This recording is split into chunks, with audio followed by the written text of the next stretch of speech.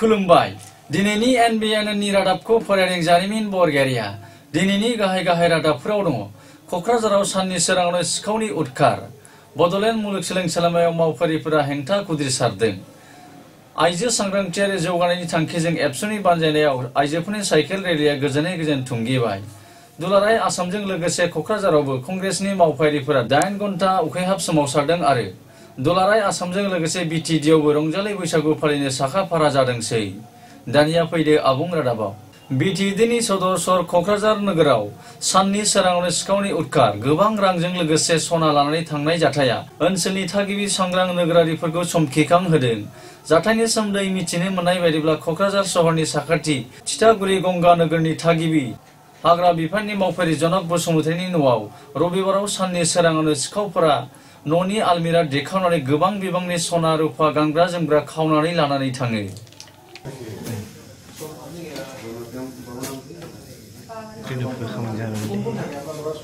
কারণে অলপ মিটিং হৈছিলে তাতে গৈছিলো মই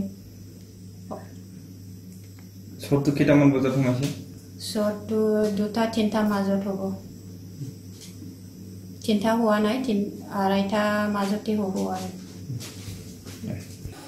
मख'नो गोनांदि क'क्राझार सहरनि दाब दाब जायगाफोराव साननि सोराङावनो सिखावफोरा उदखार खालामनायनि हेंथायै पुलिस बिफाना सांग्रांथि नङा होननानै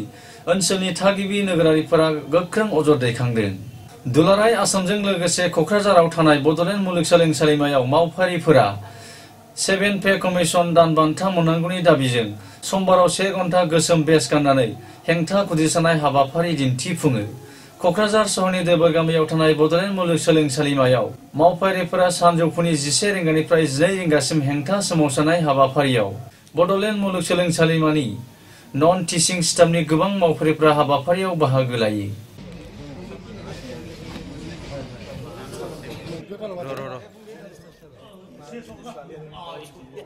खौरांगिरिजों जानाय मोगा-मोगिनि समाव बड'लेण्ड मुलुगसोलोंसालिमानि मावफारि इकि ईश्वरिया बुङोदि फैगौ रंजालि बैसागुनि सिगां मोननांगौ दान बान्थाजों लोगोसे 7 पे कमिसनखौ सरकारा होआब्ला सोमावसारनायखौ गोख्रोंनिफ्राय गोख्रों खालामनाय जागोन होननानैबो हुमखि होबावदों The implementation, so before the Bihu, see the Bihu is coming soon, and we, the people of Assam, soulfully and gracefully enjoy the Bihu festival, and we don't have, much more time to celebrate the Bihu. So before coming the Bihu, we requested the government to implement, to grant, to provide to release the fund of this CPC to the universities of the Assam, those who have been sitting today. Bodleian University is not alone. You see, Guwahati University as well as Dibrugarh, agricultural universities, and some universities, including Bodleian University. मिरु एबसु आरो बाक्सा जिल्ला दुलाराय बर' फरायसा आफादनि बानजायनायाव आइजोफोरनि सांग्रांथि आरो जौगानायनि सायाव सांग्रांथि लाबोनायनि थांखिजों 7 साननि हाबाफारिजों बाक्सा जिल्लानि गुबुन गुबुन ओनसोलफोराव आइजोफोरनि साइकेल रेलि हाबाफारिया समबाराव गोजोनै गोजोन जोबलांबाय थांनाय 3 अक्ट'निफ्राय बाक्सा जिल्लानि अक्सिगुरि गोजौ गेलेग्रा फोथारनिफ्राय जुरिजेननाय आइजोफोरनि साइकेल हानजा सुनाय हाबाफारिया मिरु एबसुनि नेहाथारि रंगिना बरगयारि लेङाइ हारिमु नेहाथारि मिरु रामसियारि थुनलाइ नेहाथारि बिबारि बर'जों लोगोसे गासै 234 एबसुनि भलन्टियारफोरा हाबाफारियाव बाहागो लायो आइजो सांग्रांथियारि जौगानायनि सांग्रांथिजों साइकेल हानजा सुनाय हाबाफारिया 7 साननि हाबाफारिजों बाक्सा जिल्लानि गुबुन गुबुन दखरा आरो गामिफोरजों दावबायनानै समबाराव भारत भुटान सिमना ओनसोलनि कुमारिकाटा फाख्रिबारि लांदां गेलेग्रा फोथाराव थुंगि होयो 7 साननि हाबाफारिजों खुंफुंनाय आइजोफोरनि साइकेल हानजा सुनाय हाबाफारिनि फोजोबनाय हाबाफारियाव मिरु एबसुनि आफादगिरि प्रमद बर'जों लोगोसे बर' थुनलाइ आफादनि बारग' नेहाथारि आरो बाक्सा जिल्ला एबसुनि दैदेनगिरि आरो मावथिफारिफोरजों लोगोसे ओनसोलनि गोबां रायजो राजाफ्राबो हाबाफारियाव बाहागो लायो फैगौ रंजालि बैसागुनि गाहाम हामलायनाय बावहरनाय जाबाय आरो लोगोसे अबंलावरनि खाथियाव आं आरज गाबबाय जे फैगौ गोदान बोसोराव नोंथांमोना बयबो रंजा बाजा आलो गोजोनै संसार जानो हायो बयनिबो नखर संसाराव अनलायनाया थायो बयबो गावबा गावनि जिउ संसाराव देरहासार जानो हायो गथ'फोरखौ मोजां लेखा फरायहोनो हायो आबादारिफ्राबो मोजाङै आबाद मावनो हायो गासैबो थाखोनि सुबुङानो गावबा गावनि मावनां हाबाफारिफोरखौ गाहामैनो गाहाम मावफुंनो हागोन आङो बिखौ गिबियावनो मिजिं थिग्रोनाय जाबाय आरो अबंलावरिनि खाथियाव आर'ज गाबबाय। दा दिनै नोंथांमोना बयबो नुबाय जे बेवहाय बेसेबा गोलाव साइकेल हान्जा सुरनानै बिनानावमोना हिन्जावसाफ्रा आइजोफ्रा दिनै बेवहाय नोंथांमोननि जायगायाव नुजाफैदों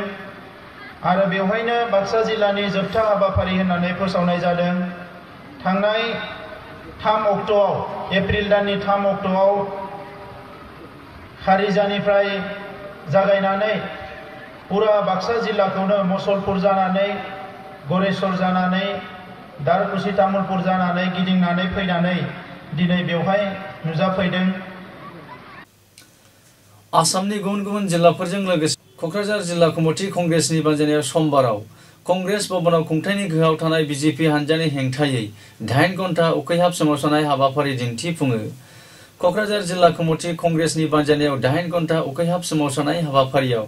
जिल्ला कंग्रेसनि दैदेनगिरिफोरजों लोगोसे मावफारिफ्राबो आखायाव प्लेकार्ड बेनार फेस्टुन लानानै खुंथायनि गोहोआव थानाय बिजेपि सरकारा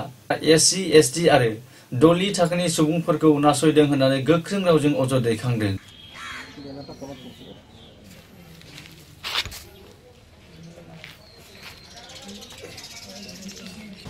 আজি অনশনত বহিছো আৰু এইটো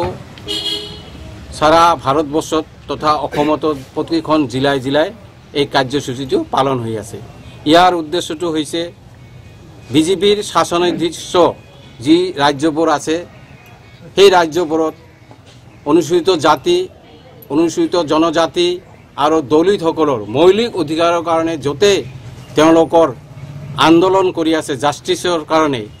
दुलाराय आसामजों लोगोसे बिटिडिनि सदर क'क्राझार नोगोराव थानाय राजमेला फोथाराव रंजालि बैसागु फोरबोखौ फालिनो साखा फारा जानाय नुनो मोनदोंसै। क'क्राझार रंजालि बैसागु फोरबो फालिग्रा आफाद आरो रंमन बिहु खुंफुं आफादनि बानजायनायाव 18 अक्ट'निफ्राय 2 अक्ट'सिम सानब्रैनि मेहेरगोनां हाबाफारिनि गेजेरजों खुंफुंजानो गोनां खुंगा 60थि रंजालि बैसागु फोरबोजों लोब्बा लाखिनानै 7 साननि हाबाफारिजों बिहु मोसानाय फोरोंथाय मावबादाबो खुंफुंनाय जायो।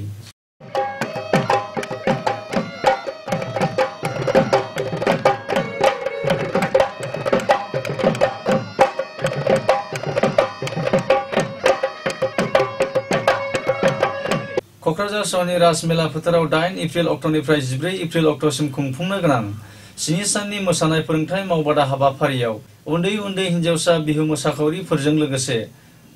फोरोंगिरि महरै बाहागो लायो गुवाहाटीनि दिलीप दासआ।